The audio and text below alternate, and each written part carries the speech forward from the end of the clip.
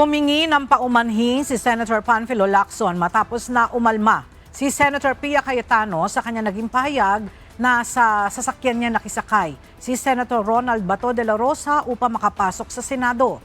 Giit ng senador, wala siyang masamang intensyon sa kanya naging pahayag. Tinanggap naman ni Senator Pia ang paghingi ng paumanhin ni Senator Lacson kasabay ang paalala na maging maingat sa pagsasalita lalo na sa ganitong panahong mataas ang emosyon dahil sa mga nakalipas na pangyayari.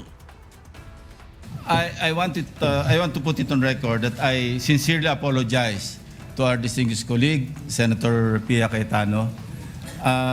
That information was relayed to me by a fairly reliable source, no? And if that was a mistake, then I sincerely apologize.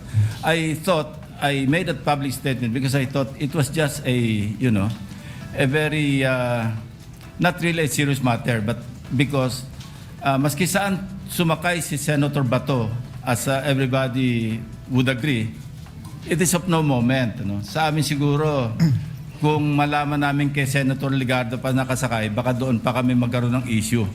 Pero maski kanino pa siyang nakasakay na sasakyan, lalo na from the majority, sa tingin ko wala naman pong problema, walang issue. Kaya parang isip ko, okay lang yung i-share ko yung information that I received from, ang sabi ko, from a fairly reliable source. Now, if it is false, then, or even if it is not false, then I sincerely apologize, Mr. President. Well, I would be happy to give a colleague a ride.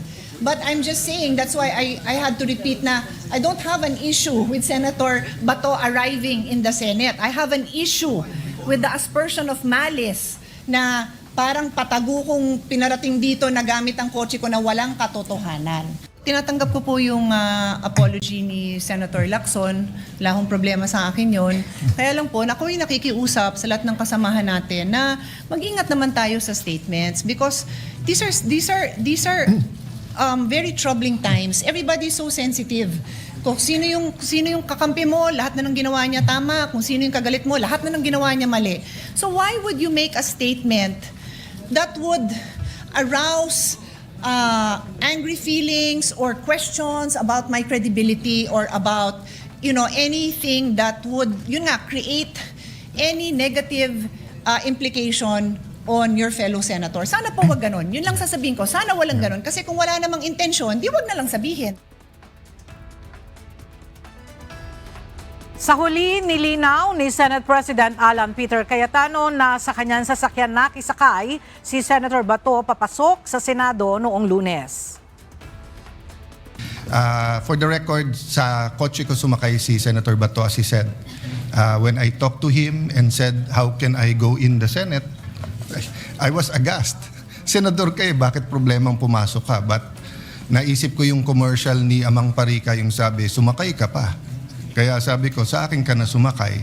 That's why it's so obvious that I knew he was here because when I spoke earlier,